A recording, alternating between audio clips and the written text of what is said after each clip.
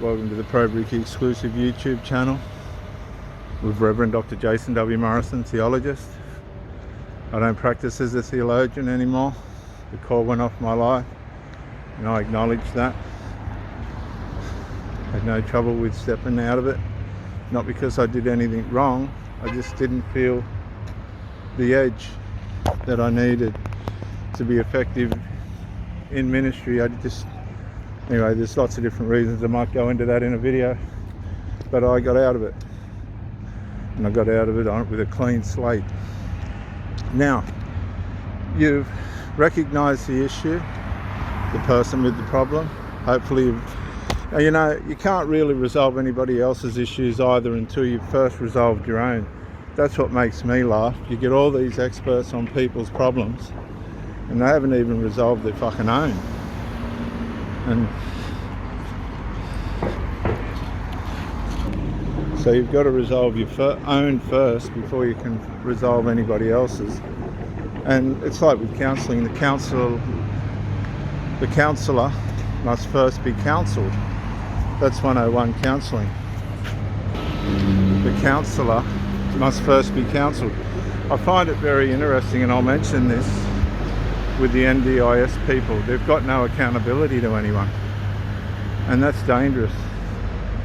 But anyway, if they can get away with it, good luck to them. I've seen a couple of moral things that weren't what I would have thought acceptable. Okay, so with that said, problem recognised, problem confronted, and you get one or two responses. You get a positive or a negative. A negative can be initial impact, initial shock, followed by contemplation and possibly adjustment, but not in all cases. Some go into denial and stubbornness. Stubbornness being the dangerous one, because that's heels dug in. Don't care what problems I'm causing, don't care what trouble I'm causing, and sitting on a pedestal that they've been put on, usually by the parent, and the parent doesn't know how to knock them back off, because they've put them there. They've trained them to be there. So then you have the parent-child enmeshment issues, where the parent is surrogated themselves to the child and now has to come out from under the spell, as it were. It's called witchcraft in the Bible. Quoting Galatians chapter 3, 1 through 5, O foolish Galatians, or foolish Christians, who has bewitched you, before whose eyes Christ Jesus was clearly portrayed among you as crucified? This I only want to learn from you. Did you receive the Spirit by the works of the law, or by the hearing of faith? Have you done so many things in vain, if indeed it was in vain? And therefore,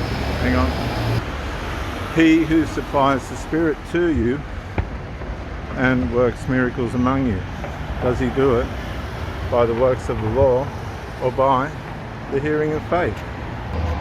And the answer to that is faith. But there'd been people that penetrated in to the congregation and were convincing these people that they still needed to follow the Mosaic law, but they didn't. But they believed it, and this is the attitude of people that are stubborn. They want to not enable people to face the issues. They learn not to confront their own issues, and therefore you have all these people dancing around them, trying to figure out how they're going to fix something without upsetting the fucking person with the problem.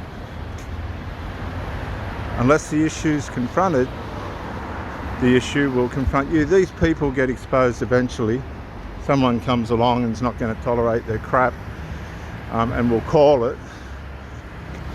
And then, hey buddy, and then you watch the manifestation and you just get out of the way.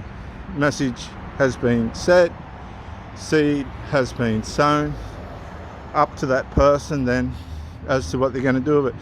Usually they'll alienate you, they'll ostracize you, excommunicate you, and that's a hard one for a mother that's pedestalized a child like that, because, or an adult child like that, or a partner. Could be a partner to child. A lot of these people get in relationships and the partner doesn't like the child, and the partner turns out to be the one with the problem, and the child may not have necessarily done anything wrong. This happens with a lot of stepmothers, and they're determined to bring grief to these children no matter what the situation or circumstance is. And then it's up to the father to say to this woman, step back, step down, or goodbye. In my last relationship, I was dealing with adults, so it wasn't children as per se, but they pushed it so far as I didn't want to know them in the end. They weren't of the same spirit. They weren't going to allow their mother to have a decent relationship. She had to sneak out to see me or come out to see me, and she ended up with egg on her face anyway, because she thought that I was the problem. So you have to have these skills in place to be able to know how to combat them without getting hurt. You can be in a relationship and everything going fine, not a problem. Cut little hiccups. A lot of them's teething problems, as a lot of these girls will say. Everyone has arguments, and it's true. It's just a matter of how you're going to resolve them, what you're going to do to fix them, how you're going to face them. And it's got to work both ways, not just one way. But you'll find if problems are one way orientated, you're obviously with the wrong person, because you don't want to come across as somebody that's just looking for shit.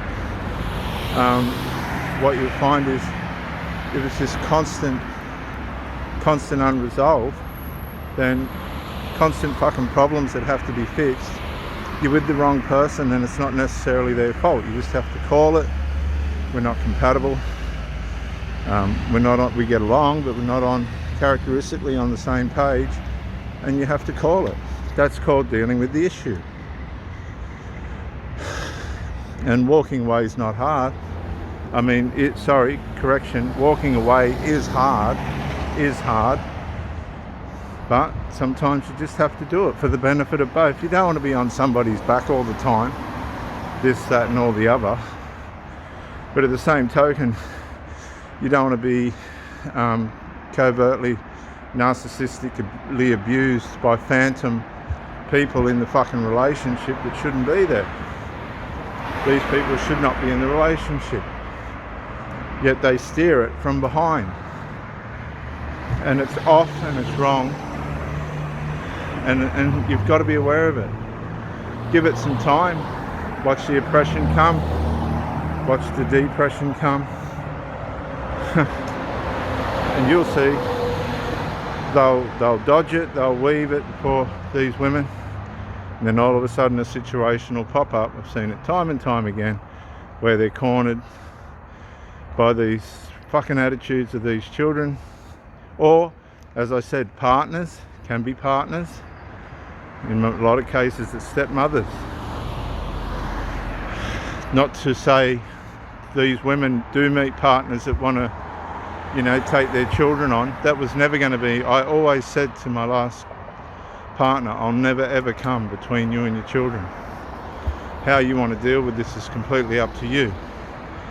But I'll never ever come between you and your children. I'll have my say. I'll tell you how I feel about it, and it's up to you what you do after that. But I'll never ever come between you or your children. And under my breath I was thinking, but you watch them come between us. And just like I did nothing to get involved, equally she did nothing to get involved. And so the whole thing ended up in a mess, and it was dissolved. Sometimes the issues can be confronted but not resolved. And that's all there is to it.